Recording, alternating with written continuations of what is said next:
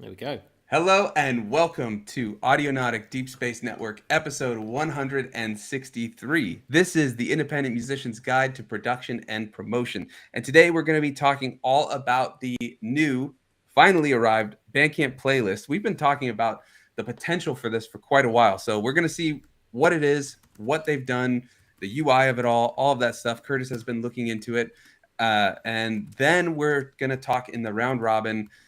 We're at about the halfway mark of the year, which completely shocked me. But Curtis put that in the Discord, and I was like, "Wow, we are at about the halfway mark of the year. That's crazy. It's just flying by." But anyways, we're gonna look into where we are with our music production habits. We had goals at the start of the year. We talked about that we were looking to do. Some of us like changing our dollar setups, and I say some of us meaning me, but Curtis was too, I think. And we're gonna kind of just reconnect and see where we're at with all of that, if things have changed, which spoiler alert, it has for me at least, maybe for Curtis. He's gotten some new gear though too, and then just go from there. So if you've learned anything this year about your production, you've changed things, you've kept going the same way, but it's been working, let us know in the chat and we'll talk about it when we get to that section. My name is Sunwarper, and with me today is Eon Lake. What's up? Hello. What is up? I don't know. I'm never quite sure how to answer that. I'm doing very well though, thanks. Yeah, that's good. What do you think would be a typical answer? Like I'm good. All right. I am good. Yes. Thanks for That's asking. good to hear. Yeah. What you been up to? Any new gear? I haven't seen you in 2 weeks. I bet you got 2 new pieces. Nope, nothing. Wow. Have you been using the what's it called? EP 1 through 3? I have, yeah. It's getting more familiar now, and it's getting more useful as something you can be out and about with. Nice. It's very light. It runs on batteries, and it doesn't run on batteries like some things run on batteries, like that destroy batteries in a matter of seconds. Actually, it runs on batteries for quite a long time. There you go. Yeah, I had a student that was using the SP plugged in, but with the USB, but they were using batteries, like rechargeable batteries, and he's like, they die after like an hour. I was like, but you're plugged in with the USB, like you don't need the battery. So he's like, oh really? I'm like, yeah, yeah, the USB does everything. Yeah, but yeah, okay. Yeah, like I've the P6 has a power built-in battery. USB, and that worked all right. Yeah, that's cool. That's good. Well, that's good. I'm glad it's starting to gel. It's always nice when something finally starts to click, right? Like you're like, oh, yeah, now I understand. Although with the new little toys, it's the little, oh god, what is it? S1? The synth, the S1. Yeah, that's the one that's been used the most. That thing's crazy. I know. I've been using it a ton. It's so handy as well. Yeah. Even just to get a one shot, like design, I love it for just sound design. Get a one shot or a loop, and then I chop it up on the Digitact or something, or on the SP. It's an awesome little synth. I mean, I love SH101s, and it's like, oh, this little portable SH101. No, of course, because you've been dossing in Hawaii, but I didn't bring. I only brought the koala. In the UK, the weather's been nice, so various people have been going outside and trying to take music creation with them, and I was one of those. And it's, it's never been What easy. do you bring when you go out? Just the S1 and Move. The Move, okay. Does that have sampling? The 133 as well with KO. Okay. Does the Move have sampling? Can you sample into it? Yes, you can. Ooh, yeah, I like that. Okay, cool. Yeah. And then I know like DiBiase is always chopping battery life as well. So those are the 3 that really do well on batteries for me. That S1 is good battery. Yeah. All right, well that's the only problem is being able to see in bright sunlight what you're doing. So you have to go under a tree or something. Shade. Yeah. That's my problem with the SP. That you put the light, like the LEDs, to max, and it's still super dim. When I try to film outside with it, it's like, nope. Yeah, it is on, honest. Yeah, it's on, and you can barely, like, I can barely see it. I do live sets outside that I film, and I'm like, I can't see. I'm just guessing. Like, I think that's the right one. Yeah. That's one thing I would love to see some brighter. I don't know if that's something probably not that they could do in a firmware, but I've seen like when you go into the menu, sometimes there is a brighter thing showing, and then I don't know, it's weird. But anyways, That's the SP. We'll see if we get another update with that. Before we head over to Curtis, though, I want to say hello to everybody in the chat. We've got one of our patrons, Thomas. What's going on? Right on time. Yeah, I think this is the second time they've been on time. Usually they come like he's on right at the end. So it's good to see you. Welcome. That's great. You've been able to hop on. But, anytime you can come on, it's always great, Thomas. But it's nice to see you at the start. We got Mike, probably very happy. We're already talking about Ableton. So that's good. Smiling Errors also in the chat says, boom. That reminds me of Gears of War. One of the enemies when they'd come out would go, boom. Anybody else in the chat? We got Sleeping State. What's going on? And I think that's everybody so far, but let us know what you've been up to. I'll run through all the chat, but Mike says Roland S1 is a fantastic bit of kit. That's true. I think we all agree with that. So also with me today, Curtis, what's up? It's good. Yeah, it's been a minute, bro. It's been a minute. Yeah, what have I been doing? I have been doing everything except making the final or making the notes on the album. So I've been very much procrastinating. I've been procrastinating by picking up different pieces of gear and playing with those. DJ a bit as well. Yeah, it's that time of the year, isn't it? As the sun comes out and as things are, it's like, okay, let's dust off the old DJ decks and see what I can do with it. And who knows, maybe this year get a few gigs. It came from when I did the update for the SP404. So I was running it through the SP, and I've been I've been using Juiced since I started, but then this came out in Serato, so I've been kind of switching across to Serato and working with that, which is a lot of fun.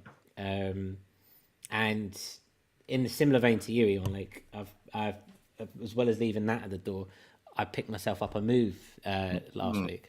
Nice. Which is a lot of fun. I haven't been so excited by a piece of gear in a long time. So mainly just been on the phone with Mike, and Mike's just been feeding me pieces of information. Nice. Which has been nice. Nice. So yeah, exactly. And we'll get to it in the round robin, but it does feel like a bit of a what's it like, a full circle in kind of like what I've been trying to do for the year. So definitely a good €500. Definitely a good €500 in that sense. Cool. Yeah, that's where I'm at. Sunwarper, apart from Hawaii, what's been going on with you, bro? That's pretty much it. It was nice to get away, recharge a bit, get some sun. I mean, I live in California, right? But it's different when you get to go on vacation. There's a lot, it's a little more, it's just different. But it was really nice to get away. And then we had a ocean view on our balcony with a lanai. And so every morning, because it's 3 hours behind. So I was like waking up at 3 or 4 a.m. So I just like make some coffee, go sit out there with my iPad, because that's the only music gear that I brought. And I just opened Logic or Koala, but usually it was Logic, and just make music. And it was the best thing to just see the world wake up. The birds start going, the sun rises, you see like the morning light comes out, and it's right by the ocean. You just hear the ocean waves. It was awesome. And then I also got, I grabbed some samples and stuff and then flipped them right on, because we were on like, it's called the cliffs, but there's like a cliff that looks right on the ocean. So they had a bench. And so I filmed a koala sample flip, just like looking out on the ocean. So that was really fun. It's cool to just like Jan was saying, get outside and make music in a very different situation than you're used to and stuff. And then, as we'll talk about in the round robin, having those limitations of literally just, like for that one, I was just using Koala. So some samples, and then I had Quokka synth if I needed a synthesizer, no one shots of synths or anything like that. So it was really cool to just see where you can go with it. And it was one of my favorite beats I've made in a long time. Like, it was accidentally, all these things, just happy accidents happened where like, oh, these two are panned differently, but I'll sidechain them at different like rates so that they hit different. It just created this really cool stereo sound and all that. So yeah, it was a lot of fun. And then other than that, got right back into it, edited that video. So that's going to be good. And Poly and Synth got an update that I'm downloading, and we're going to check that one out. I might try and make a video with it for Audionautic when we're on our little it's not a hiatus. I mean, we haven't talked about it yet, but there'll be a month where you're gone, so we're gonna do like pre-recorded videos. So I'm gonna try, but time is very limited. But do something with that. But it added this, I think it's D something synth engine that's a sampler engine, so you can put two sounds in and then kind of go between them. I don't know if it's more granular or what. I haven't checked it out at all. I just heard sampler engine and was like, okay, synth engine, that's right up my alley. So we'll check it out. So that's what I'm going to look into next. But yeah, it's been nice. It's cool. Can you put the koala into a iOS mixer? You know, you can get. I think you can with AUM or something. AUM, yeah. Is that yeah? People always mention that. For me, it's like I try to keep like my whole thing right now, as we'll talk about, is like as limited as it can be to just see what I can do with it, you know.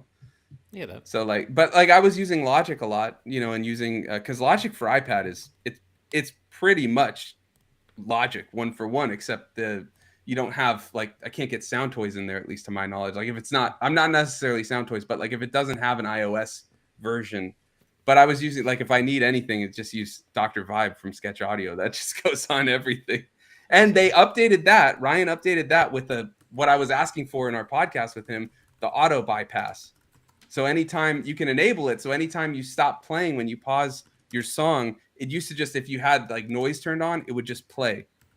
So like when you'd pause a song and you had 5 instances of it all making noise, that's all that would happen. Like, and you'd be like, what is that? So he was, I think when we talked to him, he's like, oh, I've gotten some requests for it, but you know, I don't know if I'll do that. But he added it, and it's awesome. You have to go enable it though. You have to go and enable it. But they also added a morph feature, which he was showing me before it came out, and I got to look more into it. I didn't get time to check that out, but you can. It's basically like, from my understanding of what I quickly did, it's like an LFO that can control different functions. So like you can set the morph to control the needle distortion, and as it plays, it moves like an LFO, you know, at a rate or whatever. So the distortion moves, or you could change the compressor. You can get some really cool things with it. I want to try it on that fuzz droid, the fuzz pedal, the fuzz effect that they did, because that you could control, like you could sync an LFO type thing like a rate and have distortion come in and out, and so it could like do some really crazy swells or something. So yeah, lots of cool stuff happening in the world of music production. So, but yes, long tangent to answer your question, you can, from what I've understood, use AUM and other things like that for doing Koala as like a iOS mixer. I probably should look into it, but I'm lazy. Yeah, cool. It's an interesting little thing. So I have to see. But let's get into it, shall we?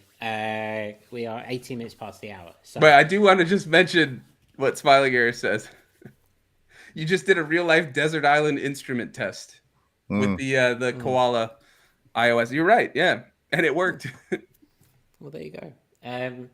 So yeah, tried and tested in that sense. Yeah. Yeah. It was only just before you went that we were discussing it, so it's interesting. Yeah, that's right. That was one of our round robins, right? It was, yeah, very much so. Yeah. But yeah, seemingly as you have returned, Sunwarper, you've brought the good news with you, and yeah, that kind of comes through. As finally, after a couple of years, Bandcamp has announced that it is testing playlists, which is something that we've been kind of running for in this community for a long time. Yeah. They didn't want to release it until Sunwarper was back. Yeah, that's just it. You know, you've got to bring, you bring the Hawaiian heat with you, and it cooks up. We got a lot of rain, actually. It's a very rainy island, Kauai. We got a lot of rain, a lot of sun. It's like every 5 minets it just kind of yo-yos. Fair play. That makes sense. Yeah. Tropical biome and all that stuff. Yeah. But yeah, have either of you checked this out at all? No, I think it was Bendu post it, and then Abby and I read through it really quick. We were having some discussion about it. Yeah, it looks cool. So run us through it because there's some really interesting parts to it that we should discuss. Well, Bendu, I think Bendu coined the phrase, and it stuck with me when he brought it to the Discord. Which, by the way, if you want to be part of our Discord, it's down in the comment section below. And it's where you get the scoop on all these things. but it is like a personalized mixtape. So you are creating the playlist based off of the tracks which you own in your Bandcamp library, and then you can share this playlist with other people, and you can make it public so people can listen to the music that you are in effect listening to, which brings and harks to the notion of a mixtape, essentially, which is a really nice way of looking at it. It's like a digitalized mixtape. Which again, if you think about Bendu and his releases that he does, is a really nice way of looking at it. But yeah, essentially, each playlist is curated from the tracks that we own within our Bandcamp library, and through those links, you can then share them across. People have to have Bandcamp in order, or have an account of Bandcamp to listen. But they don't necessarily have to have those songs in their own library in order to listen to it, which is really, really nice in that regard. That creates that sense of personalized curation and listening for the sake of connections, as opposed to algorithm in that sense. We'll get to that in a sec. Now, you are limited in the sense that, similar to how you listen to tracks normally on Bandcamp, usually if you don't own it, you're limited to 3 before you have to buy. This is the same thing. So you can listen through the playlist, and anything that you don't have within you or within your library, once you've listened to it 3 times, it kind of pushes you to sit and buy, which is an interesting one. And it's still in beta, essentially. But they're looking to gather the data. Bandcamp are looking to gather data to include playlist following, moderation, and better discoverability, essentially. And it seems to be coming from a space of trying to generate the notions of directly supporting the artist involved in that playlist. Sounds good, doesn't it? It does sound good. I mean, that's one a good way to put it. That's great. Bandcamp releases playlist. Eon Lakes Take. Sounds good, doesn't it? Yeah. Yeah. Have I guys. revealed my bias too quickly? We're done here. We'll be back next week. Yeah. That's okay. Go ahead. Go for it. I approve this message. Yeah, I approve this message. It is cool, and I wanted to shout about it. I think it's good. We're a very Bandcamp centric community here at Audionautic. The stats speak for themselves as well. If you're not Bandcamp orientated, it does prove to be one of the best ways to make a living and make some money and sell your art as an independent artist. This seems to be the next way to it. This week seems to be the next step in that. Not only is Bandcamp, but no longer is Bandcamp just your simply your merch table, your digitized merch table. Now there's the beginnings of the wormhole of discoverability, which is a really nice way of doing it. Yeah, I mean they had the Discover and Bandcamp Daily, which were really good. I know there were some layoffs with the team that did that and stuff, so I don't know what's going on with the Bandcamp Daily and stuff at the moment. There might still be stuff going on. I think they've been doing, remember we talked, they added a TikTok, and we were like, what are they going to do? And they've been doing on TikTok and Instagram like videos that are basically similar to the Daily, or a blog post where it's like, this is stuff we're listening to, like look at this and all that. So yeah, they've been doing some cool stuff. It's interesting to see. We talked all these different, Bandcamp being purchased and bought out by, what was it, Epic, and then Songtradr, the parent company of Songtradr. And I mean, it is easy to think doom and gloom and all that, but so far, I mean, there were the layoffs, which is not good, but the things that they've added seem to be nothing too, like controversial that we were worried about. It's like, oh, they've added playlists, which is something we've been talking about. So that's cool. I mean, layoffs are never good though, or anything like that. I'm not diminishing that, obviously, but it's good to see at least that they are making updates, and it is something we've asked for. So that's good. Yeah, very much so. And and layoffs suck. And you want to see some form of positive to kind of balance out that negative, right? And it seems to be moving in that direction. We've been saying for a long time that the community aspect of Bandcamp, in the sense of somewhat turning it into an independent social media akin to kind of like Blue Sky, for example, where it's less based on algorithms and it's more based on usability. This seems to be the answer to that. So I do wonder, like, kind of what Smiling Ears is saying.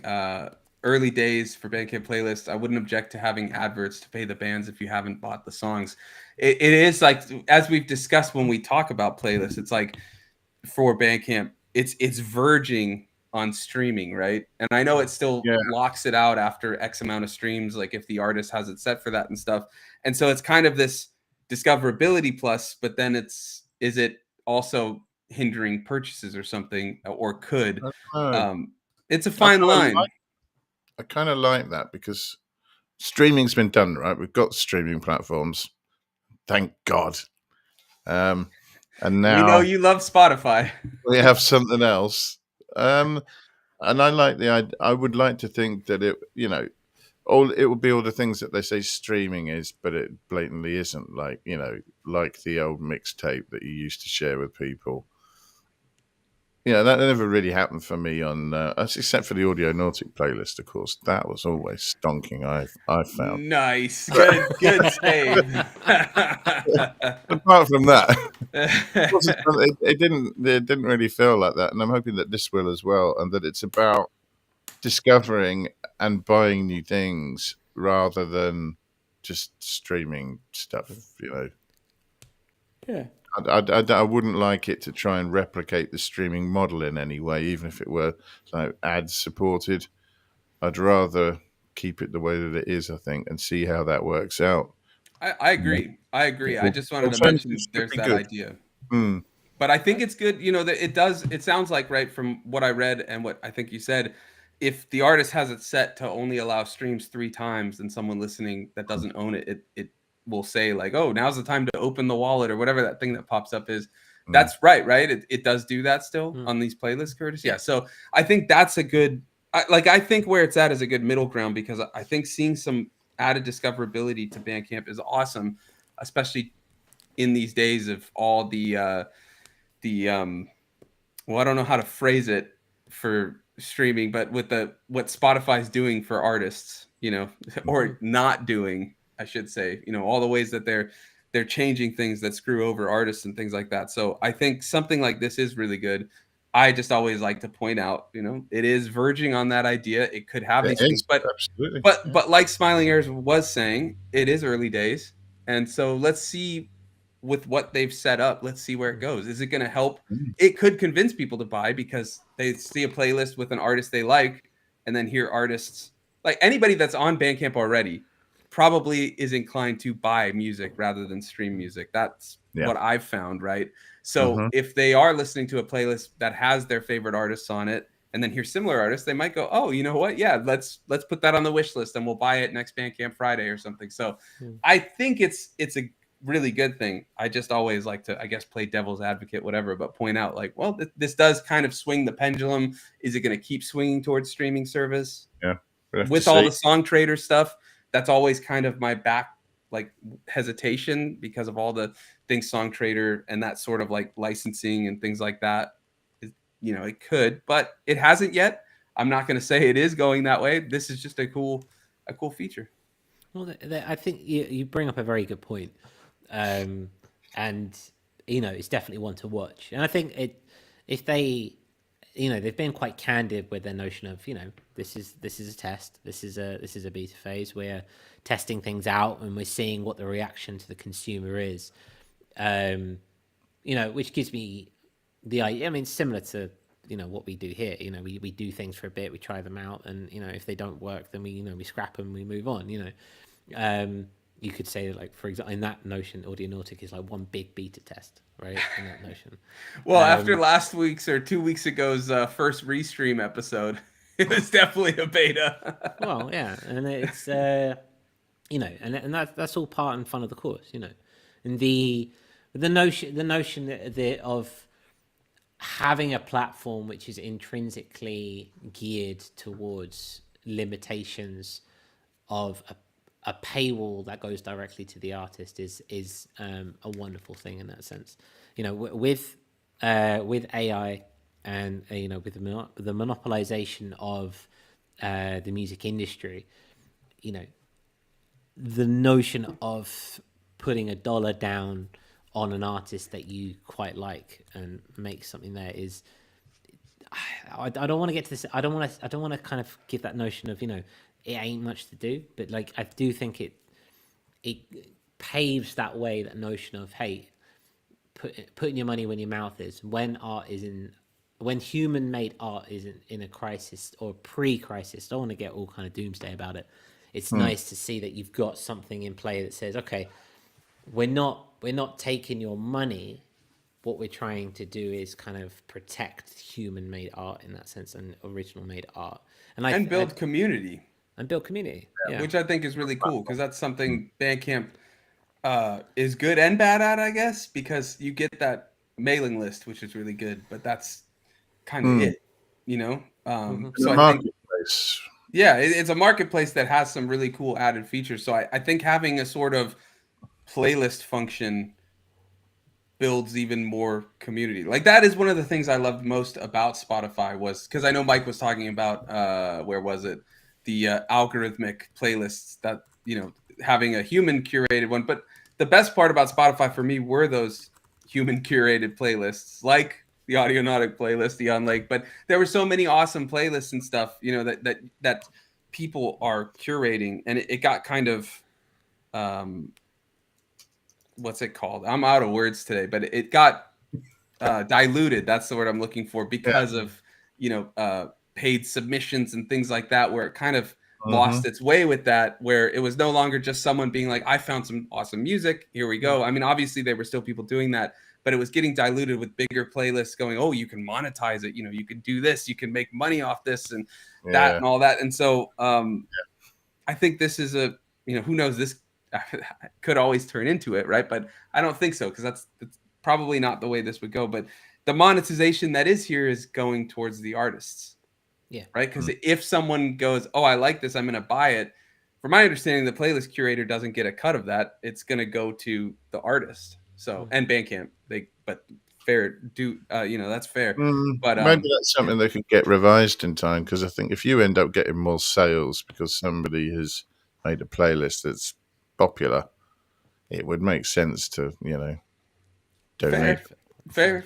But if they're a fan and they want to spread the word, maybe that's their feeling. And I don't know, you know, it's a slippery slope with that for sure. Because then it's like, now you have paid cuts, and they'd have to get, I think they'd have to report taxes theoretically in the US or whatever, supposedly, you know, like it just gets, you could be like Curtis and just eschew, but screw that. No, they don't have to, but like theoretically they might need to, or so, you know, like should, whatever. Just it opens up a whole new can of worms, I guess. I want to say hello to our patron David. What's going on? Also, I was muted when it happened, but Curtis was talking. But I shared, Abby is also in the chat, another patron of ours. What's going on? And where was it? Survey Channel, another patron. Welcome. Awesome. If you do want to help support the show, keep the lights on, so to speak, and have additional bonus content, hangouts, all that type of stuff, head to patreon.com/audionautic. I'm smiling because it just goes right over me.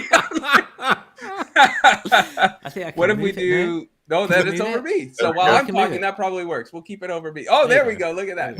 If you do want to head to the Patreon, you can scan the QR code. But if you are on your phone and can't scan a QR code, then the link is in the description. Look at that. That's awesome. Nice job, Curtis. And all of this crazy stuff we're doing is brought to you by our patrons who help support us. And we were able to get a new streaming, what do we call this? Streaming platform. Yeah. It's not like Spotify, but for us to stream these live, as we're live every week. And so our previous one decided to just up the price by double. And we were like, that doesn't sit right with us. So we looked at options. Some of our patrons also made recommendations. And with their support, we were able to get this one restream which has cool things like QR codes and stuff like that. So if you do want to become a patron, Curtis will tell you all about the stuff that we do, but scan that QR code or head to the link in the description. But Curtis, what else does everybody get as a patron? Well, one of the big things we do is Starstream, which is our monthly hangout, where if you enjoy this kind of conversation and you just want to have a community discussion over certain topics and see where we're at, that's what our Starstream is. On the last Sunday of every month, we sort of get together, have a chill, and see where everyone's at on their journey. Really nice. It's on a different day of the week. So a lot of our patrons who are in the United States are working during this time of the day, and so we get to check in with those individuals who can't make it for the show, but share where they're at, and some who have gone into, should we say, hibernation for their own musical journey, which is kind of like a preface to where we're at. Like, it's nice just to check in with the fellow producer in that regard as well, which is a very nice place to be. Yeah. So thanks to all of our patrons for their support. It's great to see you all in the chat. One thing I want to say before either we go to the next topic or continue with Bandcamp, did you guys see that email Bandcamp sent a couple weeks, maybe a couple months ago, about their new recommended price points for singles and albums? Yeah, they recommended changing from $7 to $9, and I think it was 99 cents or 125 to, I want to say, 150 for singles. Okay. Now, of course, that's not enforced. You can set it to whatever you want. You can set it to free. You can set it to name your price, and they even say that. But I'll see if I can find the email. Somebody talk so I can look this up. I'm going to mute so you don't hear on my keyboard. Well, I mean, okay. I mean, it makes sense if you think about the state of where things are at and how far specifically, for example, the dollar or the euro is going right now. It kind of makes sense that you'd want to kind of put things up in that regard. I'm still trying to wrap my head around the idea of somebody looking out for the bottom end for us musicians for a change, thinking, have you considered putting your prices up? Because you really should get more money for what you do. You guys are amazing. That's what they mean. And that's putting words in their mouth. Okay, I think I found it. That's what we need. It's like this notion of, we need someone, and Bandcamp has always been that person or that entity that has supported the little guy in that regard. And that's what, coming back to these playlists, that's what gives me a bit of hope, because Sunwarper is about to share this page about supporting us and putting our prices up. Like, that's who you want batting your corner. So when they come out with something that's a modern approach, which is saying that they want to build community and they don't want it to be algorithmic, that kind of thing, you want to believe that, and you want to believe that throughout all this murkiness and all this Daniel Eckness in this world, that there's going to be there's going to be a white wizard. There's actually some good reasons they put in this description. Let me share it real quick. We are on a new platform, so give me a second to. I think it auto shares. Is this? Are you guys seeing it? Yeah. Yep. Okay, cool. So new default pricing. This was sent. The email. This isn't the email. I clicked the link, but the email was sent on the 27th of April, right before their first returning Bandcamp Friday. So nice little good job, Bandcamp. Like, let us all know right before. That's nice. That's good. I'm not being sarcastic. That is good. So new default pricing, your music, your price updated. So they're recommending raising albums from $7 to $9 and tracks from $1 to $1.50. They of course mentioned you can still do whatever you want. This is simply a shift to the default setting. The two reasons they're saying it reflects what fans are already choosing to pay to support the artists they love, and it brings Bandcamp's defaults in line with the updated industry standards for chart reporting eligibility. Thought this was interesting. So nearly 20% of fans add extra when albums are priced between 7 to 10. So they're saying, you might as well raise it a little bit. But the charting eligibility, now this is kind of interesting. The new pricing lines up with updated requirements from, is that Luminate, the data company behind the Billboard charts, US and Canada.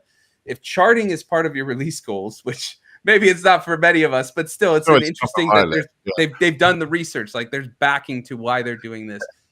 Your music needs to meet these minimum prices to be eligible: $7.99 for digital albums, $1.50 for digital tracks, $7.99 for CDs and cassettes, $15.99 for vinyl, and 69 cents for digital singles. So odd, the single versus the track. That seems like the same thing. But anyways, for physical items to count, they must also be marked as shipped.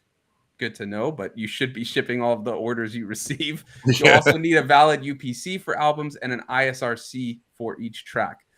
So they don't do those. Bandcamp, ISRC you can get with your streaming, and then UPC. I forget how to get the UPC. I think like if you do Kunaki, you can have them add one, but I can't remember right.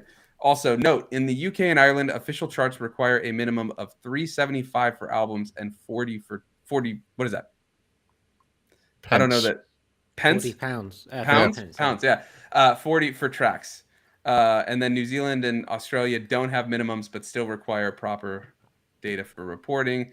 And then looks like they've made some other changes as well. And then they just mentioned like you can still do it at however you want it. So I thought that was interesting before we move over to the final topic. It's cool. One, like you said, they're like, I mean, it at least gives the appearance that they're looking out for us. But I like that they've done the research. They're showing, hey, charting has changed. So if you're interested in that, make sure you're doing this. But also a lot of people want to give more. So they're just upping it. And I think that's cool.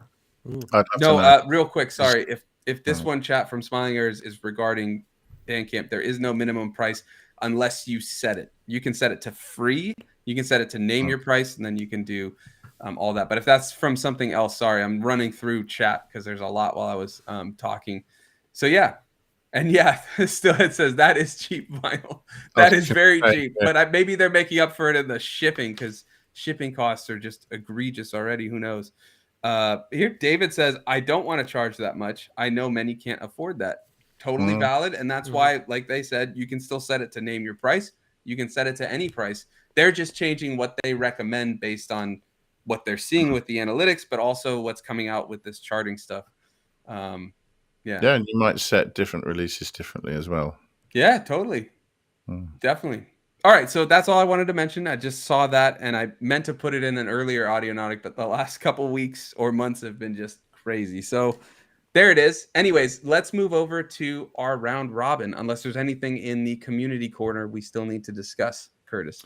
No, but before we get into it, this does give us another good reason for why being a patron is a good thing, or not, is a nice thing.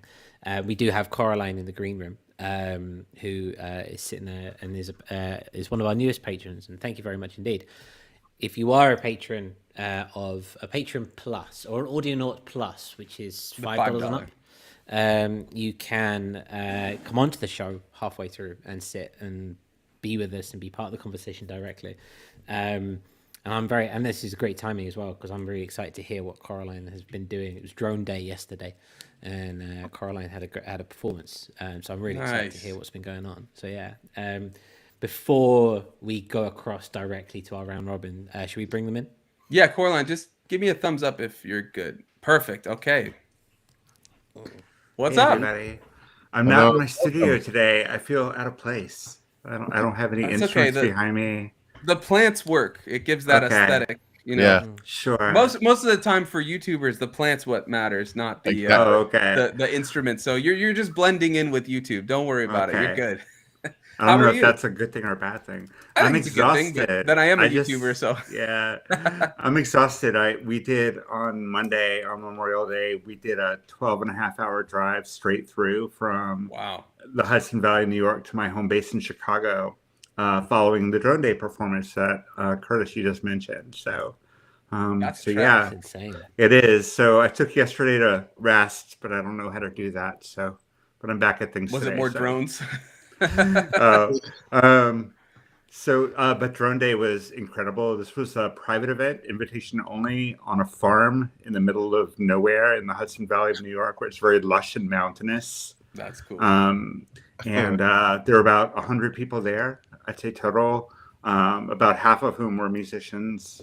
And just every single variation on drone that you can possibly imagine. I did a piece incorporating 4 instrument changes over the course of 18 minutes, which is kind of crazy, but it went great and I got great feedback. So that's awesome. I'll call it a success. Was asking how did it go, so it's good to hear that it went really well. Well. I played violin, which my brother challenged me to do. I've had 8 lessons, but I performed, and it went well. Definitely time to get on stage. Really, isn't it? Yeah, that had to be nerve-wracking, but that's great. That's awesome. Good job. That's great. Well, Curtis, you want to get into the round robin? Yeah. So for those who are unaware, Around Robin is our community discussion, which is perfect that Coraline has joined us for this. This is just where we take a topic, an idea, be it about production or be it about something existential, or sometimes we talk about marketing, that kind of thing. And we just sit and we throw it out to the community and we get everyone's ideas in the name of sharing and growing together. And this week, we're about halfway through the year. And, at the beginning of every year, we always sit and we do a setting our goals, or we set our intentions for the year, and kind of see where it's going through. And we're getting to halfway now. 28th of May. This is when this goes out. That's still just like, what? I know, right? Time dilation, dude. You're circling that plug hole of existence. It's going to get quicker and quicker until we go through, right? Yep. I wanted to see, we're about halfway through the year. What habits and what disciplines have we brought into our studio time thus far in the name of creating our goals? It's all very good to talk the talk, but can we, and which ways have we walked the walk, so to speak? And that's what I'm really curious to find out. So I obviously will go around on the show. If anyone is listening or watching and wants to put what they've been doing in the comment section, that's awesome. If you're on Spotify, I'll make it as a question that you can answer to after. And head across, let us know, because it's all about hearing everyone's out, and also a bit of self-validation, because it's always good to see and look back and go, you know what, actually I'm doing all right. It's going well. And have, I guess, like check-in, accountability almost with each other, so we can just kind of see and find out we're all in this together, right? We're all walking each other home. So if we have struggles and things like that, it's good to hear from everybody else that we all go through this type of stuff. So that's like my favorite thing about it. But I do have to share a couple chats beforehand. The first two are not why I'm laughing. They're awesome. But David says Drone Day is brilliant. Yeah, I got to look into that. That's awesome. M. Fizz says, hi, what's going on? And then Mike says, circling the plug hole of existence. Next Curtis album title. There you go. All right. Well, Coraline, would you be game to start as our guest today? Sure thing. Awesome. Yeah. So studio practices that I committed to and I'm carrying through on. I went through a period a few years ago where I had a lot of excessive money. And I spent a lot of it on gear and just shopping sprees, just compensatory consumerism during lockdown. The Eon Lake method. Yeah. So I ended up with a lot of gear, and I have it all neatly organized, but I tend to use the same stuff over and over. So one of my goals was to record something with every synth that I have, every tabletop or every physical synth that I have. Yeah. And every other instrument that's in my studio, which is why I started on violin. I bought a silent digital violin or electric violin back during that time. And I was afraid of not playing it correctly or learning the wrong way to play it. So I started lessons this year, and I'm just trying to work through my inventory. And if it's something I don't want to use, I'm going to sell it. Nice. Yeah. Yeah. So kind of cleaning house and it's so hard for me. I haven't used my circuit tracks in 2 years, and it just sits there. And I'm like, well, maybe one day I'll need it for the MIDI stuff. And I'm like, just sell it, man. Just sell it. That's good though. That's really cool. I have a question for you though. Do you find, I don't. Is it all like synths, or is it some kind of samplers, drum machines, stuff like that as well? I have an old Boss Rhythm Doctor. That I haven't recorded because the MIDI bus is so slow. I have to send the MIDI signal significantly ahead of the trigger, so it's kind of really awkward to work with. Luckily, Logic lets you do that. Another Logic user. Yeah. Hardcore. Yes, there are dozens of us. That's right. But I also have some analog instruments. I play a slide steel guitar, nice. And which is really interesting in a shoegaze context.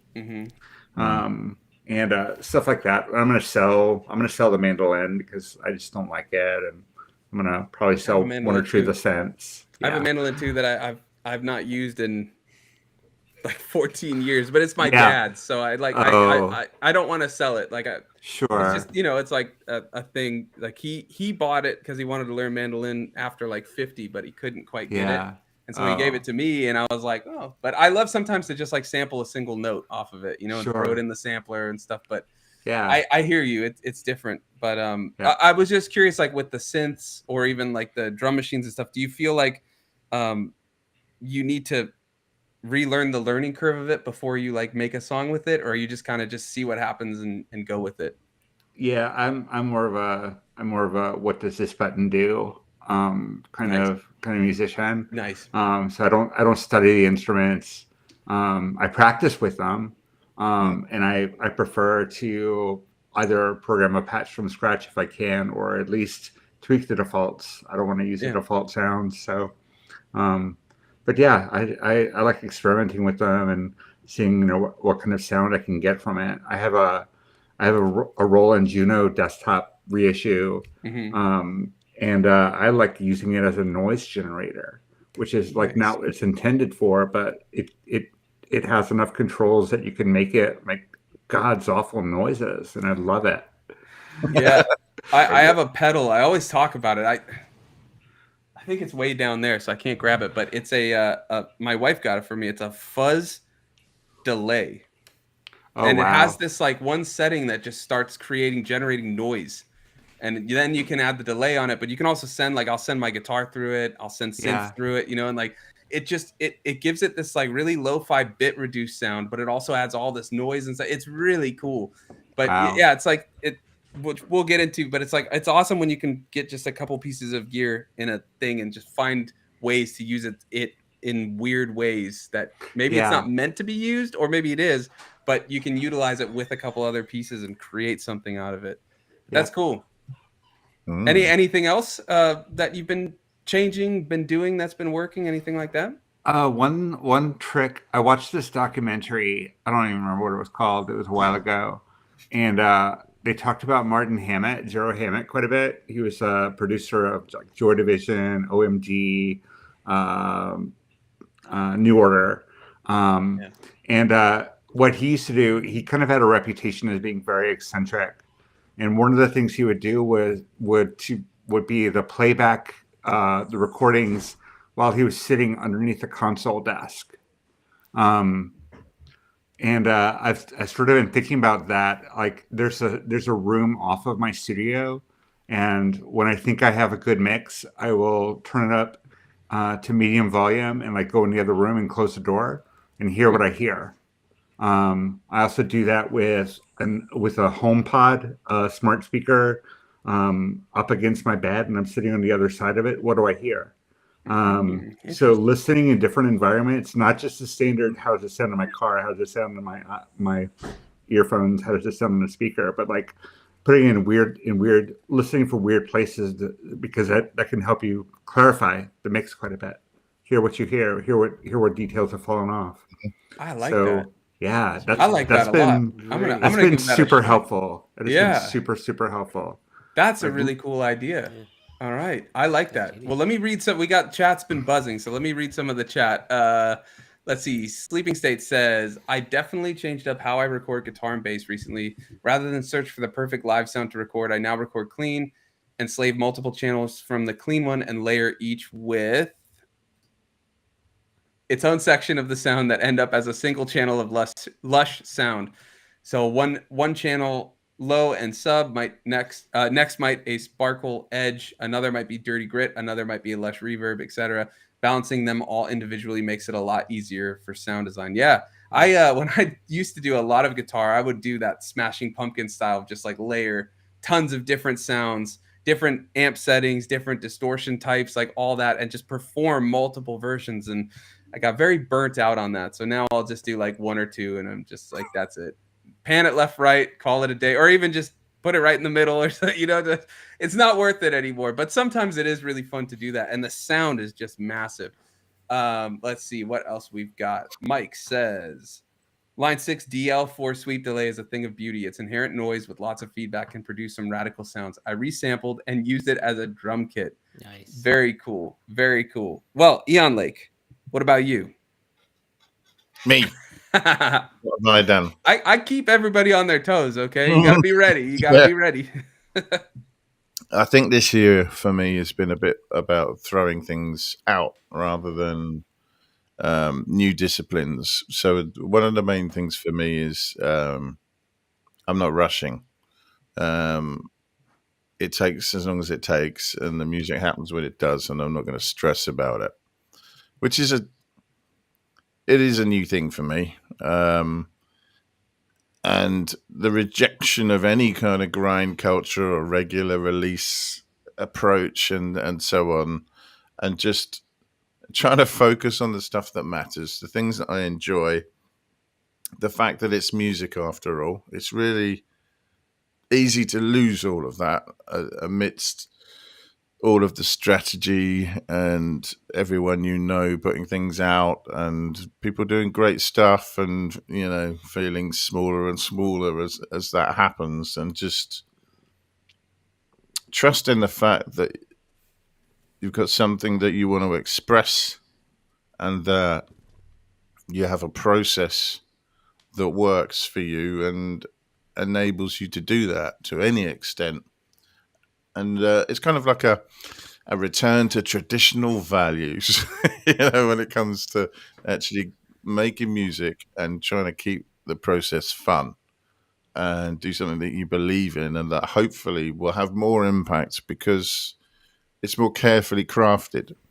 And so to that extent, there have been a few things that I've introduced, and it's kind of a do it anyway is one of them, because I think this year more than any other, I have felt a lot less like making music a lot. Not that there isn't music in me to make, but mental states have made me feel disinclined to start. But trying to keep a regular process and do stuff anyway, and back off to practice sessions for playing instruments or sound design if it's really not happening. If that's the case, but just to show up, do something, remind yourself there's a reason for all of this, and it's not for the glamour and the money. It's for the love, right? Bandcamp playlist, man. They're gonna get you rich. Yeah. Another thing I've been trying to do is to refine my ideas a bit more. I don't know. I started off being almost suspicious about, an internal voice and about the subconscious and about the effect it can have on your music and composition. And now I'm thinking, yeah, okay, well, maybe that's great for idea generation, but there's a difference between improvisation and composition, and that is the refinement of the ideas that you produce. So that's something I'm trying to spend more time on, so that whatever it is that I do is more considered and more deliberate and a better example of the inspiration that came in the first place. A truer reflection of the idea. At least that's the goal. That's the course. Where it goes, who knows? But that's what we're trying to do. And yeah, just try and focus on that. Let the music happen when it does. Go with the flow, but also go back on the flow once you're finished, in a non-judgmental way. The only thing you can judge is whether or not you want to work on it or not. But yeah, that's kind of the stuff. Just whether you showed up or not, right? Yeah, so it's been a lot more psychological than practical. Okay. Like Coraline, I have been trying to use all the stuff a bit more and revisit other stuff that I've not used for a while, bits of neglected kit, but, trying to find the benefit in doing so at the same time, remembering why it was I selected that bit of kit, because I've tried to be deliberate about everything that I've got, and it's there for a reason. It's like, well, what was the reason you got this, and why haven't you been doing it, and what does that say about your tendency to keep doing the same thing and your compositional journey and sound palette exploration. So there are a few things that I'd meant to do that I hadn't actually got around to. So doing things like that too. Yeah. I'll stop talking now. I just want to add to that. I'll read what Mike said in a second as well. But I mean, everything you said makes total sense, and it's really good. But something you said that I've really been vibing with lately is the idea that just show up, right? Mm-hmm. Because we build this pressure like, I need to make a song, so I need to make a chord progression, I need to make a melody, I need to get drum. It's like, as long as you're creating, and even if you're not creating, as long as you hit a chord, do something, right? Just like one thing. Like I have some students that don't get a lot of time to practice, and I'm like, if you can just chop a sample or just play some drums or like finger drum, do something for 5 minutes. That's creating. That's getting in that flow. And Mike was saying showing up is a good first step. I love this. Getting off the couch is the hardest part of marathon running. Yeah.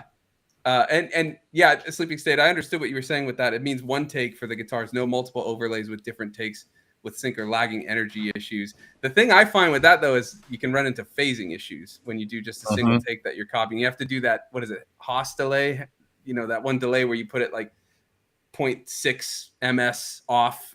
Like I still like to record, because I find when you double take, just like with vocals too, it just adds so much. Like there's so much more energy to it compared to a single take. That's an awesome way you're doing it.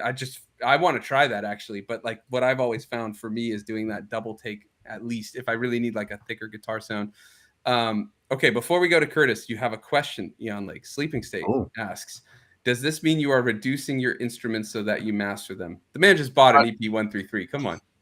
I answered that. A slightly longer answer is, yeah, that is the idea, is to have a greater depth of knowledge about each of the bits.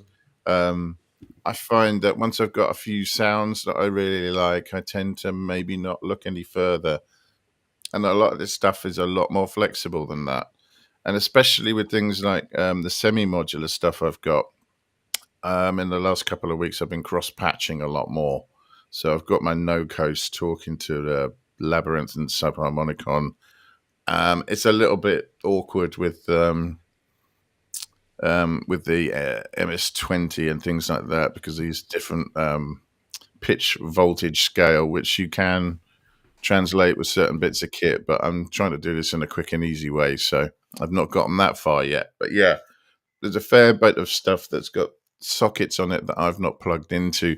The Sub 37, I've got some cables coming for this so that I can run the Sub 37 from the Labyrinth and subharmonicon, because it's got CV in and gate in and so on, so there's no reason I can't cross patch it with actually a big synth as well, and that could be fun because there's a lot of modulation options on that, and the fact that you've got 2 oscillators as well. So but yeah, the idea is to become a bit more of a master of the things that I do have, and the studio is an instrument sort of thing becoming more natural and automatic and less of a barrier.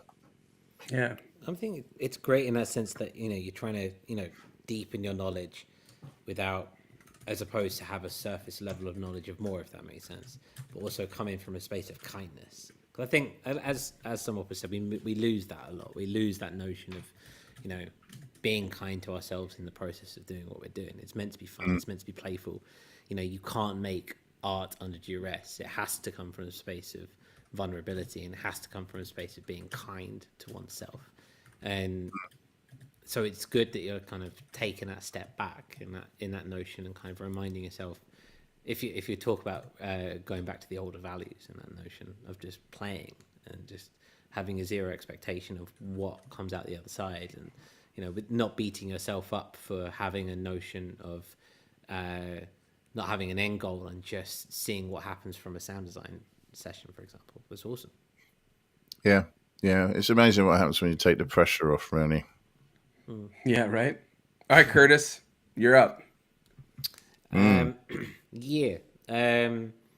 I've been listening to Hydrofighter a lot. I've been listening to FCC a lot. I've been listening to ASF Stripe a lot. And so I'm just putting it out there, just so where it's come from, I suppose. I've been incorporating ruthless deletion, where I'll have a session, and I have a couple of sessions a week, but there'll be one session where whatever I'm doing, where I'm going, it cannot be saved, and it by the end of it, I can't hit record. Any clips that I've made in Ableton throughout the evening, for example, they go in the bin at the end, and basically the final composition is it can't be saved. And once I close down Ableton at the end of the night, or inevitably I have to Control Alt Delete because it crashes, I can't recover it, and it's gone forever. And that's done by design. And do you mean you keep the stereo mix of it? I was gonna hope, but I didn't think he did. Yeah, I know. I'm with you, Ian. Like, my thought is just get the stereo 2-track, and you can.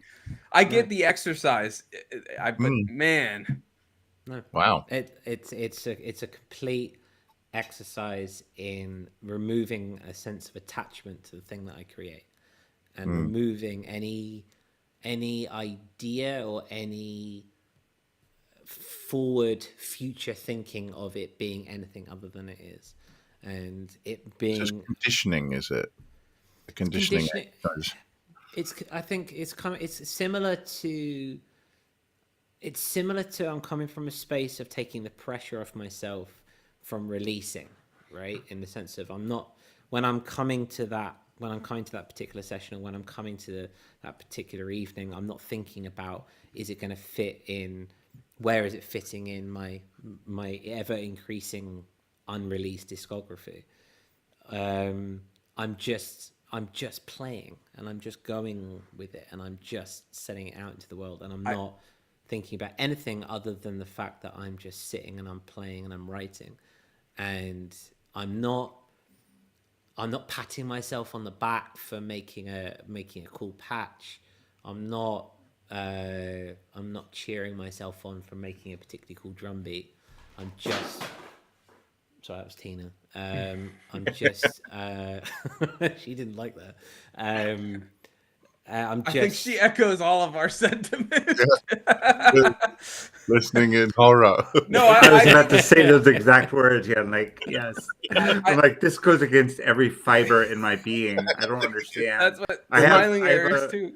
I have a folder of stuff I'm not using right now, and that's where all those treasures go. I can't kill my darlings. I just send them off to live with grandma during the summer, you know? Yeah.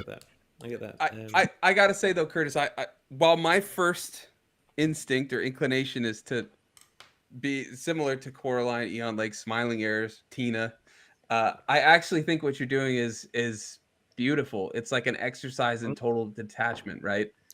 Like, just it exists as it was, and it's gone. It's impermanent. It's very pure as an idea. Yeah, it's cool. I don't think I'd ever do it. I'd at least export a stereo 2-track, or just run a stereo 2-track through the whole exercise so I could chop it up and mangle it, because you never know. Some of those might be so awesome that you could just, like, if you just release it as a stereo 2. It's like, but I understand it goes against a copy of something you did that you may even forget how you did, but he's already gonna start thinking about stem splitting, mixing. That was my next spot, was to go into the stem split, but I wasn't gonna mention it because I'd feel like a broken record. But I was gonna say, if you really were happy with what it was, you could stem split it and mix it, and you'd be good to go. But that's the thing. So that's kind of that from, at least from where I'm coming from, that defeats the absolute object of it in its entirety. I get that. Yeah, and it's not the only thing I'm doing. Like, it's one session a week, right? And I have multiple sessions a week, and I'm writing my album, and I'm writing an EP, and I'm writing this, and I'm writing that, and I'm finishing this, and I'm finishing that, and I'm doing this. And so it's not happening in isolation. I'm not just binning everything I'm making. But no, I get it. It's your exercise. It's just still sometimes, like, you could make something really cool in that. I can, but we can make something really cool, but then you can also make something cool next time. And it won't be that necessarily. But that's okay. That's completely okay. You know. I get it. Yeah. I think you're insane. I understand the speed. With that being said, removing that sort of like dependency of like, well, what if there's something brilliant? Yeah. It's like, no, there's always something brilliant. Inspiration will always be there. Yeah. Believe. And yeah, throw no, it in. I think it's a Well done. I think it's awesome. I do think it's awesome. I think it's a really cool idea. I mean, it's kind of like if you sit and play a guitar, right? But you're not recording it or anything. You might just, so it's the same thing. And I get that. But yeah, I think it's just all of our producer brains are inclined to be like, just record it and then you've got it. But yeah, kind of take a step back and make it like a live instrument, you know, that's just, you're just practicing. And I get that. So yeah, I think that's cool. That's really cool. That's where I'm at. Anyway, so that's kind of what I've been incorporating. But saving, last but not least, Sunwarper. Where are you at, bro? What you been doing? So you know, at the start of the year, we discussed that I had this plan. I wanted to make this really crazy hybrid setup that was just going to be able to do everything. You know, I could have MIDI sequencing, do all that. And then life just gets in the way. And I've realized every time I had a chance to build that, something was stopping me, right? I just had this hesitancy, like I just did not want to do it. And so the Dallas desk was sitting like half unfinished for months on end. And then I took a moment and like analyzed where I was at, right? Like just kind of like a lot of what I do, I need to do quickly because busy parent, a lot of it's for YouTube. So I have to do it in a time frame with a timetable and stuff. I do things where I'm not stressing, like it's not for videos, but that's more just for fun and stuff, kind of similar to you, Curtis, but I'm actually recording it. But I looked, you know, a lot of what I do revolves around trying to find ways to make music on a small subset of gear, like one piece of gear, two pieces of gear. And I've found that has been so creatively liberating to like work through those struggles. Like, oh, I only have the SP404 and I have no samples in it. So that means everything I have to do is with sound generator. So how can I make a kick drum? How can I make this? How can I do synths, basses? And it's like, that's getting me in the flow state. And then I'm not even thinking about the chord progressions or like analyzing the theory of it. I'm just like, oh, this sounds cool. Okay, I'll just record that real quick and this and that. And same with the Digitact. Like my way of using the Digitact is sample a synth from here and use slice mode or warp mode and just completely obliterate it into some who knows what. Use the amp envelopes to create like a Plex sound, like whatever. Just do that. And I absolutely love that. And Mike, if you want to buy me a move, by all means, I'm game. He says, sounds like Sunwarper needs a move. I'm game, but you got to. Yeah. But anyways, I've been using different workflows like Tracker, which I know Eon Lake is sighing right now because he hates the Tracker, but I love the Tracker workflow, using the Seek track. So it's like learning new gear, but how can I use just that piece of gear to do everything? And it's really fun, and then it's quicker. And so that's been my thing. It's like, instead of trying to build these big creations and stuff, use smaller subsets of gear. And I'm not limiting, like, I'm only going to use this piece of gear forever. But it's like, of all the gear I have today, I'm going to use this. Today, I'm going to use the Seek track. Today, I'm going to use the SP and Digitech, like whatever. But then find how to make whatever I want to do with just those two pieces of gear, just that piece of gear. And it's similar to kind of how I approach everything in music making, like just do smaller subsets of things. Like today, I'm just going to do sound design. Today, I'm going to take that sound design and make a song. Or if I made a song in that sound design session, then I'll arrange it today, you know, and do like these smaller little micro moments because that's all I've got. So it's like, do it that way. And it's honestly like it's worked in the sense that I've made a lot and I'm able to keep up with the schedule and do all of that. And then I have those times where I'm just going to sit and play guitar, or I'm going to make music that is, you know, no worry about filming it, nothing like that. Completely different genres. Like when I was in Hawaii, I made a song where I purposefully was trying to like use diminished chords, augmented chords, like all that, not stuff I would normally use, and just find a way to make it all kind of work in like a lo-fi house vibe that I never work with house or anything like that. Right. So it's just like work outside of the comfort zone and just kind of see. Mike says tracker workflow for people that like Excel. What's funny is I hate Excel and I love the tracker. So who knows? Anyways, that's where I'm at. Anybody have anything they want to add, either about what somebody said or Yes. something else that popped in their head? I'd like to ask a quick. follow-up question, just for quick. So that's what you've done so far. So what about the next half of the year? What you're going to do more of before the end of the year? Because we're only halfway. That's true. You want to start the rotation as we began with Coraline?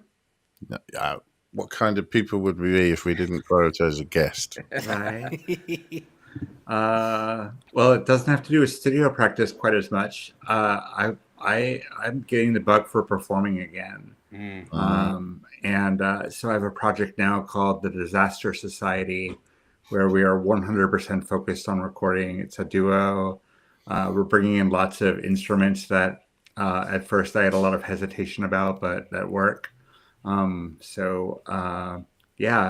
looking to take what I've learned in the studio and bring it to live performance. So that's kind of my goal for the rest of the year. Nice. Good goal. That's what you need. Me, I'm gonna second that. Play live a bit more. Hopefully, finish more is what I'm going to try and do. I've been all about the experimenting and disappearing up my own artistic rear end. Now it's time to actually sort of, stop refining and actually finish stuff. Remember that? Nice. Curtis? It directly answers Sleeping State's question about new software. And where I've recently discovered MeRack, which is the iOS version of VCV Rack, I believe. What's it called again? MeRack. MeRack, like M-E? Yeah, MI Rack. MI. MI Rack. So maybe it's my, but I see it in me. Either way, maybe that's so I can check it out. Maybe that's coming from China. But yeah, great app. 20 quid, I believe, when I bought it. And I bought it, and I haven't touched it.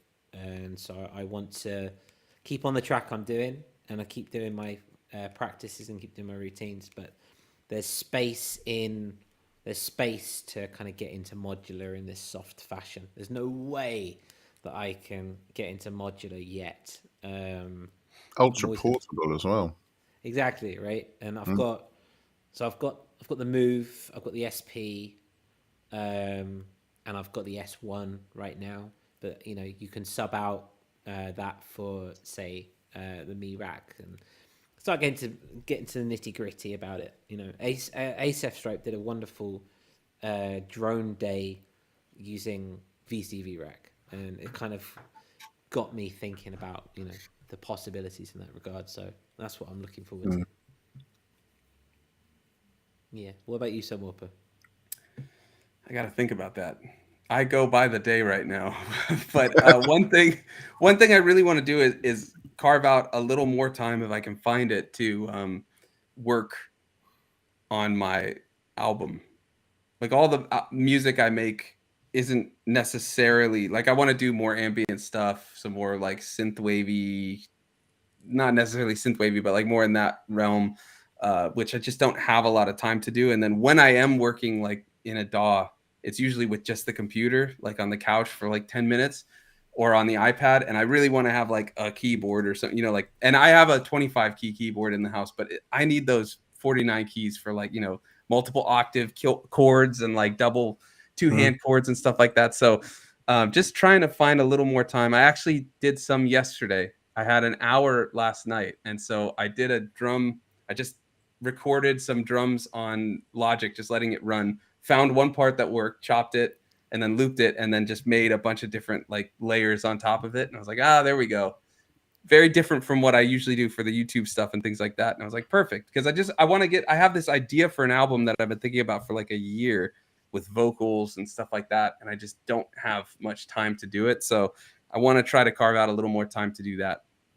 That sounds good. But keeping with that idea of the limitations, like if it's the DAW, I want to use a subset of synths, like, maybe only the Moog Model D plugin that I have for like most of the synths, and then, this and that. So yeah. That sounds like a plan. Yeah. Yeah, I'm curious. You've been talking about that that album for a while. So moving forward, that would be. I just need time, man. We all need time. Yeah, right. Yeah.